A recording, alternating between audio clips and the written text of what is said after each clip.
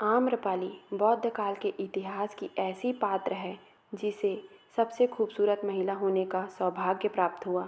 अपनी जिस खूबसूरती के कारण आम्रपाली आज तक प्रसिद्ध है, उसी खूबसूरती के कारण आम्रपाली को बहुत बड़ा अपमान सहना पड़ा। लेकिन अंततः यही खूबसूरती उसके अध्यात्म के मार्ग पर ले आई।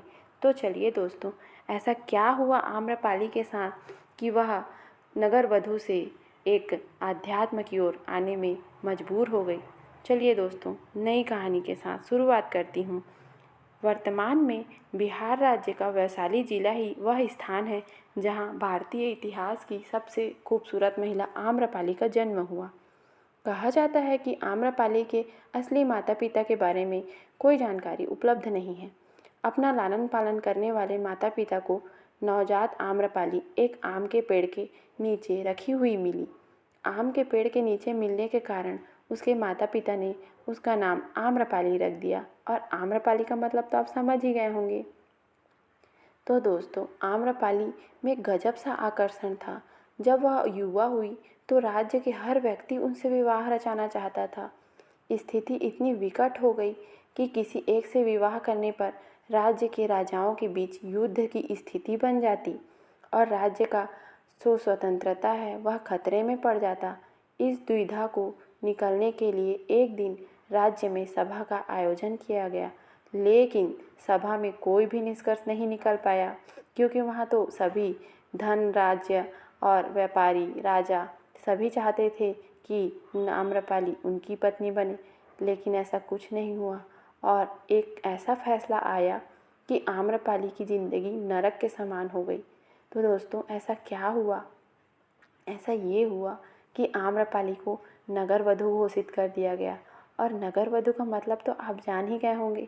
नगर वधू का मतलब होता है वैश्या। आम्रपाली को वैश्या घोषित कर दिया गया, जहाँ उसे हर राजा और धनाढ्य व्यक्ति भोग सकता था।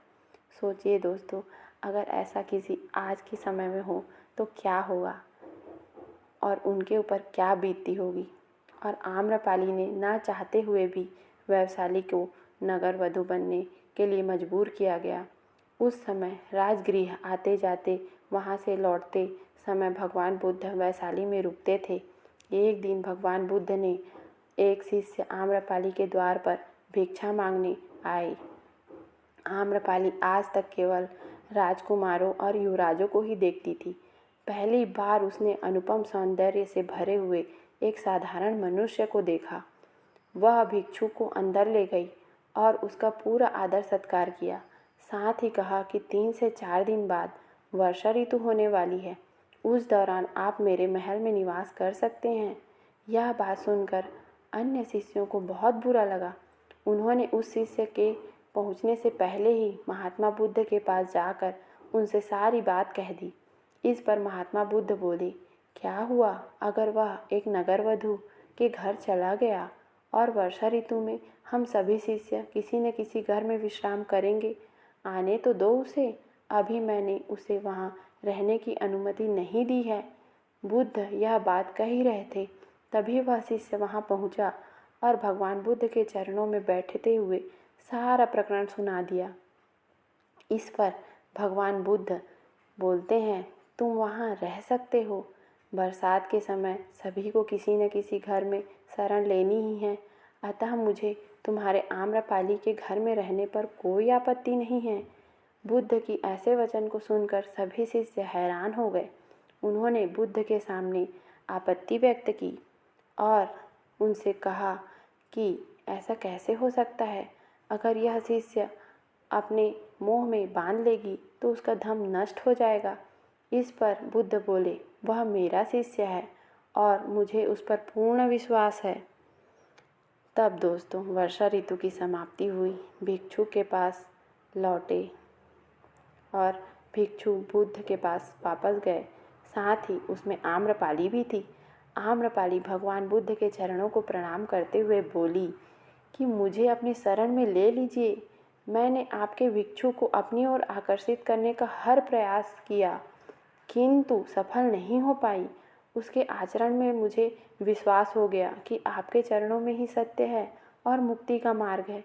मैं अपनी सारी संपदा भिक्षु संघ के लिए दान करती हूँ और अब से आपके लिए भिक्षुणी संघ में स्थान मांगती हूँ।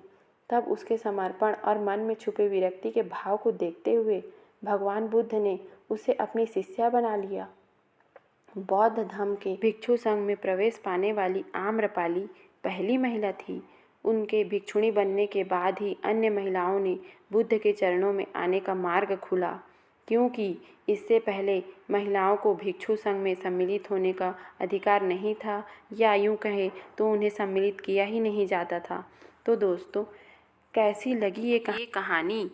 दोस्तों, आम्रपाली इसके बाद सामान्य बौद्ध भिक्षुणी बन गई और वैशाली के हित में उसने अनेक कार्य किए। उसने अपने केस कटाकर भिक्षा पात्र लेकर सामान्य भिक्षुणी का जीवन व्यतीत करने लगा।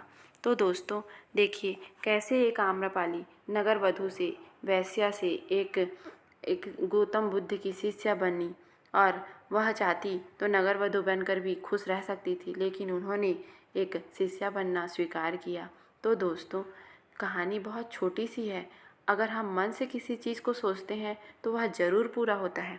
दोस्तों, अगर आपको ये कहानी पसंद आई होगी तो मेरे चैनल को लाइक कर दीजिएगा, सब्सक्राइब कर दीजिएगा और शेयर कर दीजिएगा दोस्तों। फिर मिलते हैं दोस्तों एक नई कहानी के साथ। धन्यवाद दोस्तों।